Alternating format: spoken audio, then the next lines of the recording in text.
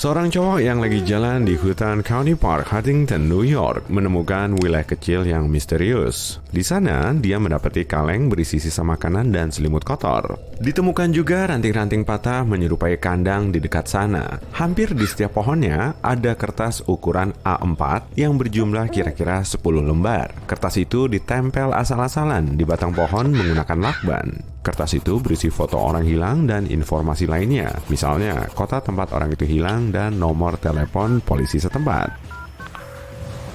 Cowok itu lari terbirit-birit karena takut, tapi sebelum itu dia merekam semuanya di ponsel dan mengunggahnya di internet. Setelah itu, para pengguna Reddit mulai jadi detektif. Ternyata orang-orang di selembaran itu betulan hilang. Akhirnya, cowok yang menemukan tempat ini menghubungi polisi. Untungnya, polisi dengan cepat menemukan pelakunya. Jadi, pelaku sebenarnya mengadakan pesta Halloween dan sengaja menggantung selebaran orang hilang agar suasananya seram. Setelah foto-fotonya dilepas, polisi menghentikan penyelidikan. Kamu pasti tahu kan orang-orang yang berdiri di jalan dan memegang papan pelukan gratis? Baik banget mereka. Mereka memberi aura positif untuk orang-orang. Tapi coba bayangin kamu lagi jalan sendirian di hutan yang tertutup kabut. Lalu di antara pepohonan kamu melihat rumah abu-abu kecil. Rumah ini tersembunyi di antara dedaunan dan kelihatan kayak pintu masuk ke bunker. Nggak ada jendelanya, cuma pintu masuk gelap. Tapi kamu melihat tulisan pondok pelukan gratis di dindingnya. Kali ini bukannya baik, malah menyeramkan. Nggak ada yang tahu lokasi tepatnya pondok ini. Yang jelas di sekitar hutan Wisconsin. Sebenarnya isinya nggak seram, cuma ada sampah, daun kering, sarang laba-laba, dan lumut. Remaja atau tunawisma sering nongkrong di pondok ini. Mungkin mereka iseng menulis itu di dindingnya. Tapi bayangin kalau wanita tua yang pucat dan seram tinggal di sana bertahun-tahun. Dia menunggu kamu masuk lalu memeluk kamu dengan tangannya yang kurus dan panjang. Sekarang kita ke Greenville, Carolina Selatan. Ada hutan di dekat kota ini. Kalau pergi ke sana, kamu bakal melihat siluet seorang pria. Dia adalah badut menyeramkan. Kamu pun ketakutan. Padahal dia cuma berdiri di antara pepohonan dan melihat kamu sambil tersenyum. Lututmu gemetar dan kamu berkeringat. Badut itu mengangkat tangannya dan menyuruhmu mendekat. Kalau kamu nggak melakukan perintahnya, badut itu meringis sedih. Lalu dia menunjukkan uang yang dia keluarkan dari saku. Akhirnya, kamu bisa mengendalikan diri dan kabur dari hutan itu secepatnya. Tapi parahnya, ada beberapa badut semacam itu di hutan Greenville. Banyak warga melihat mereka berkeliaran di hutan dan menarik perhatian orang pakai laser hijau. Untungnya, warga melaporkan mereka ke kantor polisi. Badut itu memancing orang ke rumah kosong di hutan. Saat menggeledahnya, polisi nggak menemukan hal mencurigakan. Tapi warga memilih menghindari hutan itu. Di hutan, kamu nggak cuma bisa melihat tapi juga mendengar hal menyeramkan. Misalnya, jeritan orang. Nggak ada yang tahu sumber suara yang cuma ada saat malam ini. Suara itu bisa bikin kamu ketakutan kalau nggak tahu ceritanya. Coyote hidup di hutan di seluruh Amerika Utara, Kanada, dan Meksiko. Pada musim dingin dan musim semi, hewan ini melolong dan menjerit. Satu lolongan coyote saja terdengar seolah banyak. Ilusi ini terjadi karena ada berbagai suara di hutan. Burung, hewan, suara hujan, semuanya berpadu dengan lolongan coyote.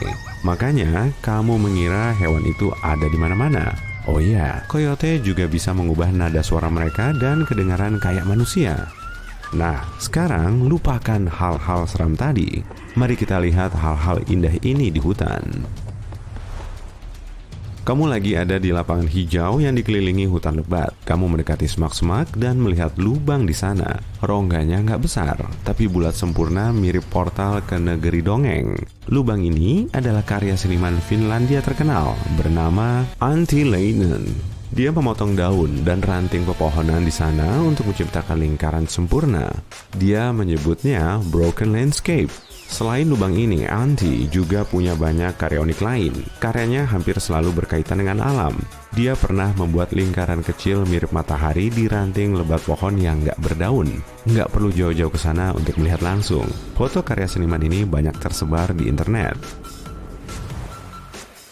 Yuk pindah ke hutan hijau di Skotlandia. Kalau masuk ke hutan ini, kamu bisa ketemu sosok manusia. Manusia tanpa wajah ini berdiri tidak bergerak dan memantulkan semua yang ada di sekitarnya. Serius, pematung terkenal asal Skotlandia, Rob Milholland, membuat patung ini dari plexiglass.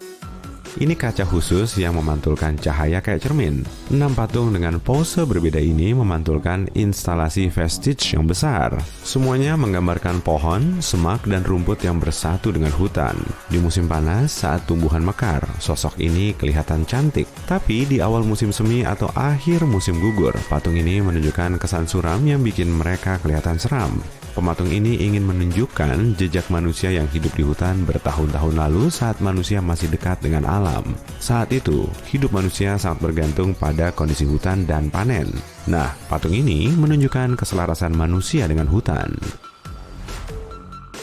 Ada hutan yang keren banget nih di selatan Jepang. Nggak ada yang aneh-aneh di sana, tapi hutannya memang ganjil. Kalau dari ketinggian, kamu akan melihat beberapa pohon di sana tumbuh dalam lingkaran konsentris. Semakin dekat ke tengah area ini, semakin berdekatan pohonnya. Di barisan luar, pohon ini nggak begitu lebat. Area itu mirip pola lingkaran misterius di ladang yang ada di seluruh dunia. Tapi ini bukan anomali alami, melainkan campur tangan manusia. Tahun 1973, orang-orang menanam pohon ini untuk menciptakan 10 lingkaran konsentris. Tujuannya untuk mencari tahu cara pohon ceda tumbuh dalam kondisi melingkar. Tempat ini disebut hutan percobaan oleh para peneliti. Secara mengejutkan, pohon ini mulai tumbuh dalam bentuk cembung yang menyebar simetris. Berarti, ukuran celah antara pohon sangat terpengaruh pertumbuhannya. Awalnya, saintis ingin menebang pohon ini setelah eksperimen selesai. Tapi tempat ini malah jadi populer banget di kalangan turis. Orang-orang suka hiking di sini dan mengambil foto dengan drone. Berikutnya, kita ke Amerika Serikat, tepatnya di Vashon Highway yang dikelilingi hutan lebat. Di sana, ada pohon unik dengan sepeda merah berkarat di dalam batangnya. Kelihatannya pertumbuhan pohon itu bikin sepedanya menyatu. Cuma setang dan salah satu rodanya yang mencuat dari kulit pohon. Sepeda ini menyatu dengan pohon tahun 50-an. Ceritanya, seorang remaja cowok mendapat hadiah sepeda untuk ulang tahunnya. Tapi dia nggak suka setang dan rodanya yang kasar. Jadi, dia meninggalkan sepeda itu di dekat semak-semak dan nggak pernah kembali. Semak itu akhirnya jadi pohon kecil. Seiring waktu, batangnya membesar dan tumbuh di sekitar rangka besi sepeda. Warga setempat membiarkan sepeda itu di pohon. Tindakan mereka benar, karena pohon ini jadi tempat wisata populer. Ngomong-ngomong soal taman hiburan, biasanya yang kamu bayangin pasti tawa dan keseruan. Tapi begitu taman hiburan ditutup dan terbengkalai, ceritanya jadi sama sekali berbeda. Nah, hari ini bahasan kita adalah taman-taman hiburan. Kamu memutuskan pergi ke New Orleans. Tujuanmu taman hiburan Six Flags. Waktu sampai di sana, ternyata taman itu terbengkalai. Tulisan "ditutup selama badai" masih terpampang. Karena berjiwa petualang, kamu lewati gerbang yang berderak-derak. Apa hawanya memang dingin atau cuma aku yang ngerasain ya? Kamu melewati kolam renang, kayaknya ada orang di sana. Begitu kamu mendekat, astaga, itu aligator. Lebih baik kabur dan tinggalkan dia sendiri. Kamu lanjut menjelajahi tempat itu. Taman itu terinspirasi oleh arsitektur kota di Perancis. Tapi kini semua bangunan kotor, jendelanya pecah, dan barang-barang yang tidak biasa berserakan di mana-mana. Misal, kenapa ada sepatu roda jadul di sini? Taman ini ditutup selama hurikan dan terendam air setinggi 2 meter. Gak heran, semua wahana logamnya karatan. Aku gak tertarik sama komedi putar ini.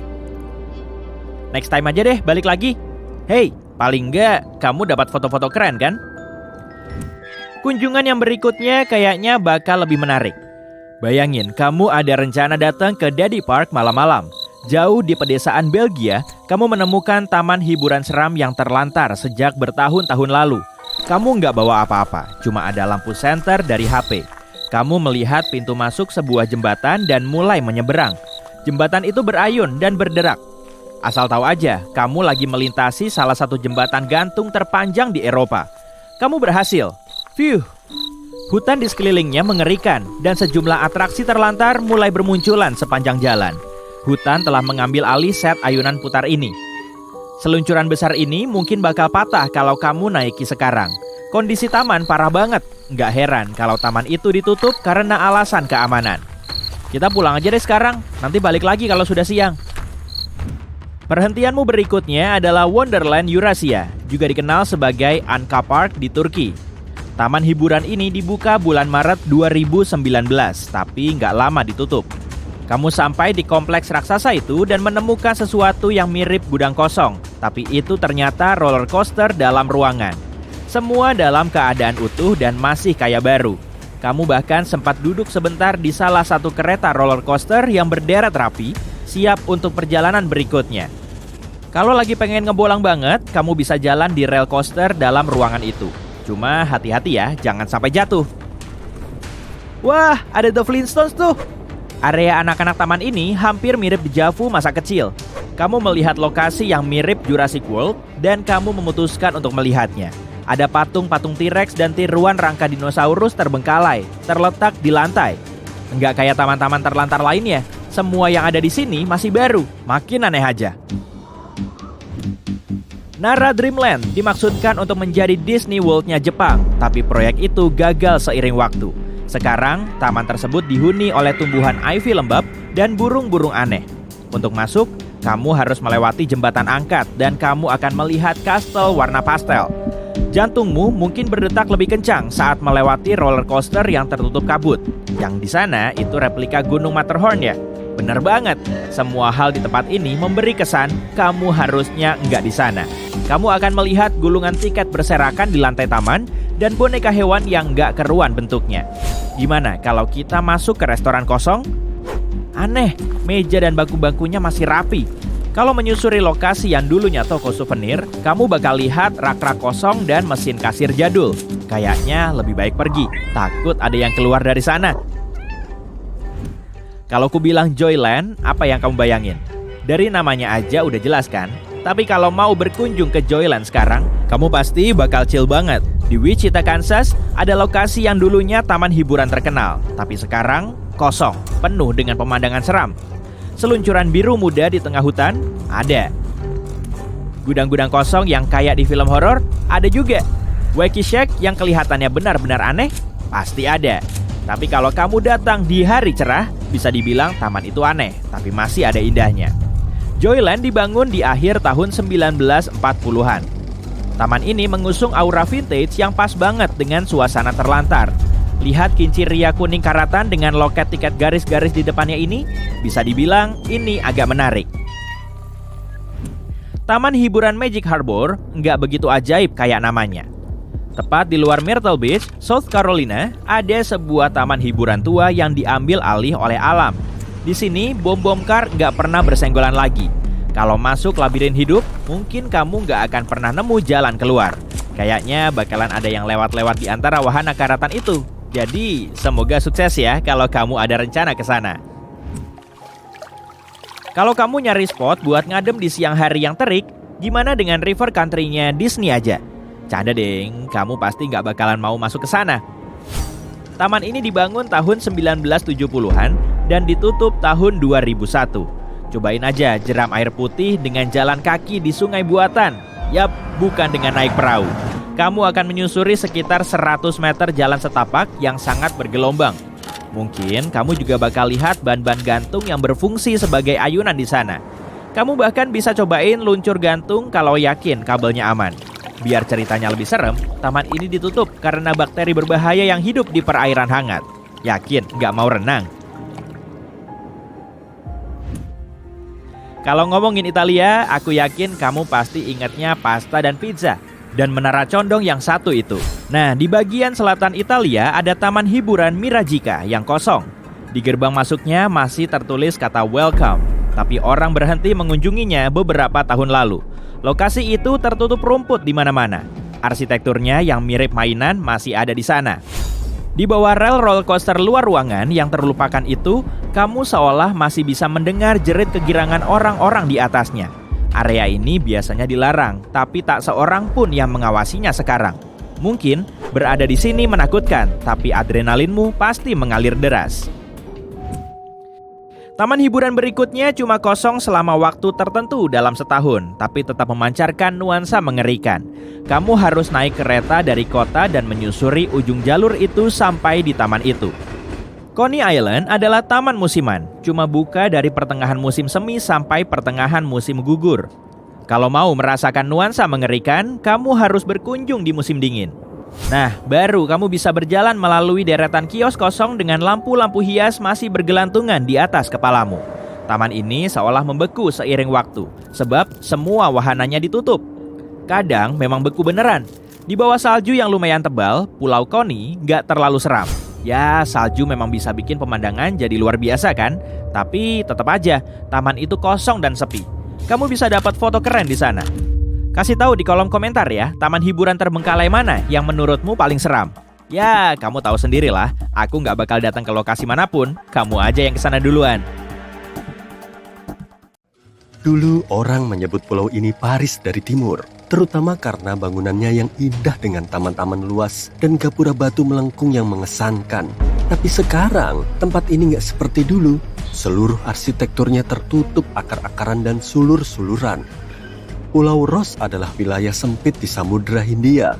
Lokasinya di sebelah timur kota Port Blair, India. Meski awalnya digagas sebagai penjara, Pulau Ross akhirnya menjadi resor mewah bagi para pejabat lokal. Mereka menyebut pulau ini kenikmatan sebenarnya bagi penduduknya yang diistimewakan. Pulau Ross memiliki banyak bungalow mewah, panel jendela kaca patri yang didatangkan jauh dari Italia, taman-taman tertata rapi, lapangan tenis, dan bahkan kolam renang. Segera setelah kompleks itu ditutup di tahun 1937, gempa kuat melanda pulau itu. Gempa ini menimbulkan banyak kerusakan, membuat pulau itu makin gak bisa dihuni. Sekarang pulau ini dikelola India dan telah menjadi atraksi wisata bagi orang yang tertarik kepada kota-kota terbengkalai. Sejumlah bagian dari arsitektur Jerman masih tersembunyi di gurun Namibia. Kota Kolmanskop, Namibia, merupakan lokasi mewah di puncak kejayaannya di awal tahun 1900-an. Saat itu, para pekerja Jerman menetap di sana untuk mencari berlian. Dulu, kota terbengkalai ini memiliki segalanya, dari ruang dansa sampai rumah sakit, bahkan arena bowling. Lokasi ini mulai mengalami kemunduran akhir 1910-an, ketika lokasi lain yang lebih kaya dengan berlian ditemukan di dekat situ. Maka kebanyakan orang yang tinggal di sana pindah, meninggalkan semuanya untuk mencari lebih banyak uang. Sejak itu, perlahan-lahan Kolmanskop dihuni bukit-bukit pasir. Sementara itu, suhu panas dan kelembapan yang rendah membantu mengawetkan bangunan. Kota hantu ini juga terbuka bagi pengunjung. Kalau kedengarannya ini menarik, kamu bisa memesan perjalanan wisata di kota terdekat, Lüderitz. Kastel terbengkalai lain mendominasi pemandangan di Krakow, sebuah kota di Italia. Seluruh desa berada di atas tebing yang tingginya 400 meter. Para pendirinya suka lokasi itu karena mereka tahu akan mudah mempertahankan diri dari tamu-tamu tadi undang. Tapi kastel yang dibangun di tahun 1300-an itu dengan segera dilanda tanah longsor dan gempa bumi. Meski nggak lagi berpenghuni, kota abad pertengahan ini sering hidup kembali di musim panas saat berbagai festival lokal berlangsung di sini. Penduduk lokal juga sering menawarkan tur dan menceritakan kisah-kisah luar biasa tentang lokasi ini. Salah satu hal menarik dari tur itu adalah patung yang sepertinya muncul begitu saja dan sekarang ada di aliran air. Tersembunyi jauh di pegunungan Montana, kota hantu Garnet seperti menceritakan kisah Amerika terkenal tentang demam emas di barat. Sejarah kota itu kembali ke tahun 1890-an ketika orang menemukan banyak emas di pertambangan Nancy Hanks. Di masa kejayaannya, Garnet dihuni oleh hampir 1.000 orang. Meskipun sekarang berada di lokasi yang relatif terpencil, dulu Garnet memiliki banyak salon, hotel, toko, sebuah sekolah, dan berbagai fasilitas lain yang dimiliki kota kecil biasa. Tahun 1905, ketika sebagian besar emas sudah diambil, kebanyakan lokasi tambang ditinggalkan. Jadi cuma beberapa ratus penduduk yang tinggal di Garnet. Pukulan terakhir terjadi tahun 1912. Ketika kebakaran merusak sebagian besar bangunan di kota itu. Jadi sampai tahun 1940-an, Garnet sudah ditinggalkan sepenuhnya. Lokasi ini segera menjadi populer bagi para pemburu barang berharga yang mencari perabot serta artefak. Itu berlangsung sampai kampanye pelestarian dimulai di tahun 1970-an. Kampanye berakhir dengan dinyatakannya kota itu sebagai distrik bersejarah di tahun 2010. Sampai hari ini, Garnet adalah salah satu kota hantu yang paling terpelihara di area itu. Pulau Hashima adalah lokasi terbengkalai lain yang seolah memberitahu kita bahwa saat manusia pergi, alam akan mengambil alih. Tempat misterius ini bahkan pernah tampil dalam sebuah film James Bond karena lanskapnya yang menakutkan. Dulu, ketika dibuka tahun 1881, Pulau Hashima adalah tempat terkenal di Jepang karena tambang batu bara bawah lautnya. Tahun 1959, di puncak kejayaannya, lebih dari 5.000 orang tinggal di sana, termasuk pekerja tambang dan keluarga mereka. Suatu saat di tahun 1970, begitu tambang mulai menipis, orang mulai meninggalkan pulau itu. Ini membuat Hashima benar-benar terbengkalai dalam 3 bulan. Meskipun hari ini tak seorang pun tinggal di sana, banyak turis mampir di sini untuk menjelajahi banyak rumah, kolam renang, toko dan pabrik yang ditinggalkan. Kota lain yang berawal dari perusahaan pertambangan di tahun 1881 adalah Calico, California. Orang mendapati lokasi itu kaya akan perak, hingga segera menjadi rumah bagi lebih dari 500 pertambangan perak serta 3.000 penduduk. Dulu, tempat ini memiliki sejumlah hotel, swalayan, restoran, dan 1 sekolah. Bahkan ada koran lokal bernama Calico Print yang dicetak di sini. Tapi di tahun 1986, kota ini sudah menjadi kosong. Salah satu mantan penduduk setempat memutuskan untuk membelinya dan memulai restorasi. Dia menjadikan tempat ini tengara bersejarah yang terdaftar. Kota ini bahkan memiliki sebuah museum barat lama yang terbuka bagi turis. Salah satu atraksi paling menarik yang dibangun lagi adalah rel kereta Calico and Odessa sepanjang 1,6 km. Sekarang, rel kereta ini menembus ngarai dan bukit curam, bahkan melalui lokasi pertambangan, serta sejumlah bangunan lama di utara Calico. Kurang lebih sepertiga kota masih dalam kondisi asli, sedang sisanya terdiri dari bangunan baru berupa replika yang dimaksudkan untuk membangkitkan semangat masa lalu. Jika kamu penggemar mobil, mungkin pernah mendengar tentang Henry Ford sebagai industrialis Amerika terkenal yang mendirikan Ford Motor Company di tahun 1903. Tapi tahun 1927, dia mulai menggarap salah satu impian ambisiusnya yang lain, Fordlandia. Harusnya ini menjadi perkebunan karet luas yang berlokasi di dekat sungai Tapajos di Brazil. Sebab dia butuh sumber karet yang bisa diandalkan untuk ban mobil dan selangnya. Visinya adalah mendesain kota lengkap dengan sejumlah kolam renang, lapangan golf, bungalow tempat tinggal, dan bahkan sesi tarian persegi mingguan untuk penduduk lokal. Sejak awal, proyek ini tidak menguntungkan karena pohon-pohon karet lokal segera terinfeksi jamur daun. Meski Henry Ford berinvestasi sebesar 20 juta dolar Amerika untuk sumber pendapatan potensial ini, kota itu gagal menghasilkan karet yang dibutuhkan. Nggak ada lagi yang bisa dilakukan olehnya kecuali menjualnya kepada Brazil di tahun 1945. Dan kota ini segera terbengkalai sepenuhnya. Banyak dari bangunannya masih berdiri, tapi sudah diambil alih oleh alam sekitar. Kamu masih bisa melihat turis-turis yang kepo berkeliaran di sana sampai hari ini. Di masa kejayaannya, Hampi adalah kota terbesar kedua di dunia. Kalau melihat reruntuhannya hari ini, sulit dibayangkan kota India ini pernah penuh kuil dan pasar, serta berfungsi sebagai pusat penting Kekaisaran Maurya di abad ke-14 dan 15. Kota ini dihancurkan di abad ke-16, tapi masih memiliki sejumlah benteng dan pasar yang dilestarikan dengan baik. Kota ini menjadi bagian dari situs warisan dunia UNESCO di tahun 1986. Tujuannya untuk melindungi berbagai bangunannya seperti Lotus Mahal, sebuah struktur batu yang dipahat menyerupai bunga lotus yang mekar di sinari matahari. Sebuah desa wisata dibangun di tahun 1920 di sepanjang pesisir Epicuen, sebuah danau garam sekitar 595 km di barat daya Buenos Aires, Argentina. Desa ini didesain untuk memberi napas segar bagi kehidupan kota yang sibuk di dekat air asin pemulihan danau terdekat. Lokasi ini segera dilengkapi stasiun kereta api dan akhirnya berpopulasi lebih dari 5.000 penduduk. Proyek itu juga ditakdirkan untuk segera gagal ketika jumlah air hujan yang luar biasa saat itu menyebabkan Danau Epikun meluap. Di tahun 1985, air menjebol bendungan setempat dan kota kebanjiran. Air begitu dalam hingga mencapai kedalaman 10 meter di tahun 1993. Air baru mulai surut di tahun 2009, meninggalkan bangunan yang benar-benar terlapisi garam. Tak seorang pun kembali ke kota itu kecuali Pablo Novak yang kembali ke sini di tahun 2012 dan menjadi satu-satunya penduduk Villa Epikun saat itu.